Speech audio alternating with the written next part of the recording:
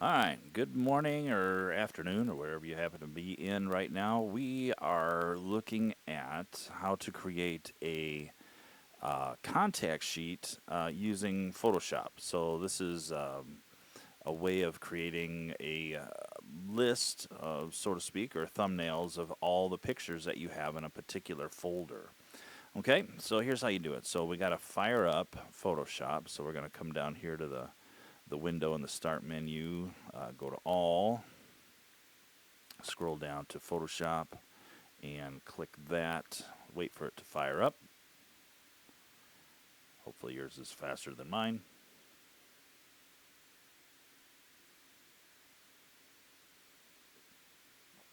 Just another second here. Adding brushes. Da-da-dum. There it is. Okay. All right. So before you click on anything, you don't have to make a new file or anything like that. What we're going to do is we're going to go up here to the File button in the upper left corner, and we're going to scroll down to Automate. It's right there.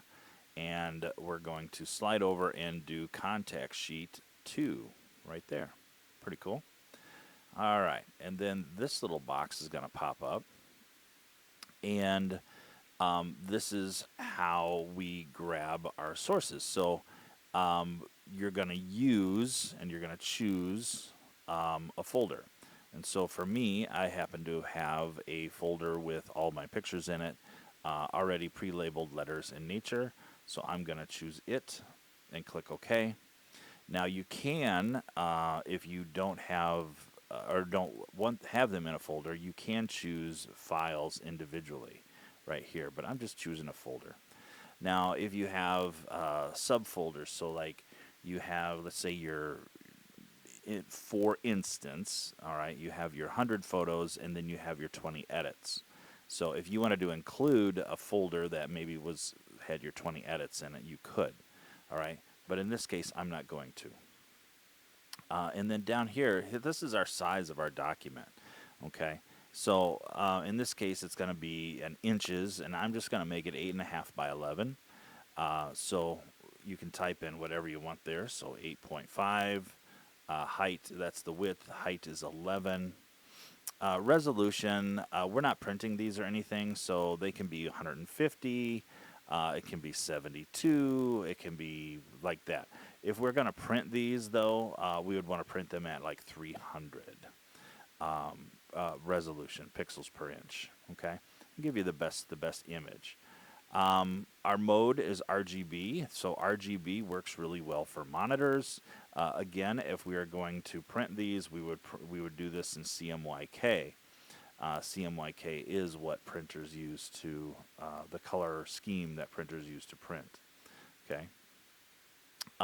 Then we are looking at our thumbnails, and what this is going to do is it's going to place our images in a grid.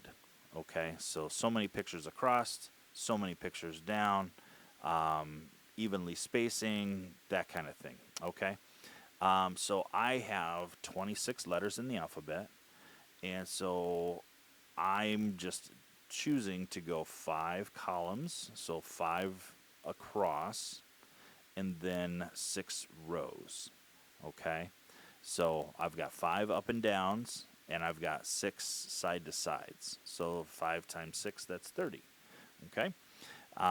So if you wanted to try to get a little closer, you could. But I would just make it simple. Okay.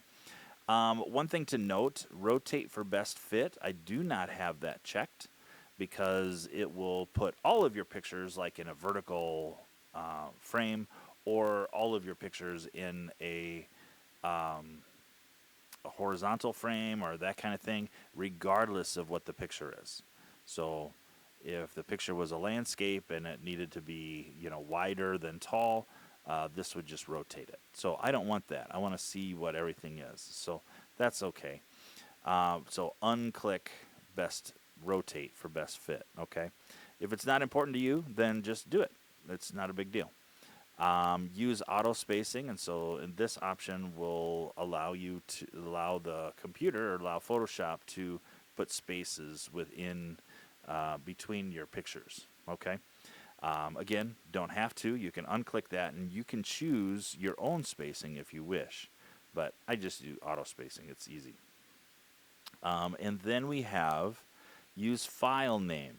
So remember when we started the 26 photos, the letters in nature, I told you make sure that you change your file names for each one. Do not use the file names that comes from the camera. Use like for the letter A, use A, right? And B and C and so on, so that this will put your pictures in order.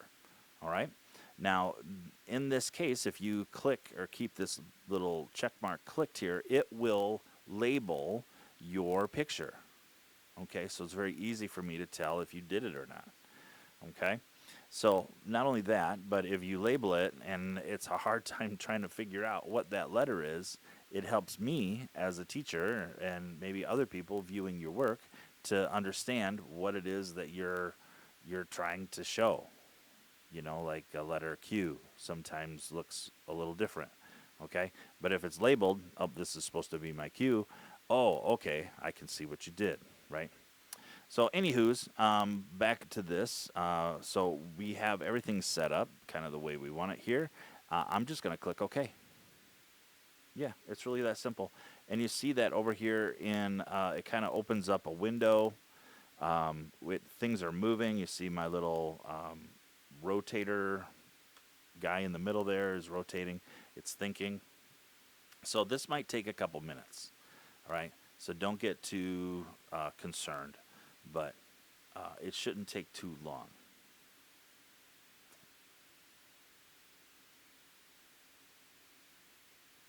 There we go. Boom. All right. Look at that. That's really nice. See, so A, B, C, D, everything in order, all the way down to Z.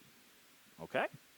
That's it. Well, we have to get it out of Photoshop. So once you have this, what you're going to do is come up here to the file, and just like when you export a normal picture, that's what you're going to do. Export as, and then this is going to come up as a PNG, but I'm going to go with the JPEG. Quality is fine. Everything's okay. Click export, and I'm going to put it on my desktop and click export, and that's that.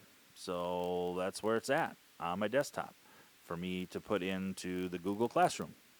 Okay, so that's it. That's making a contact print, but also kind of a quick and easy way of like documenting your pictures, right?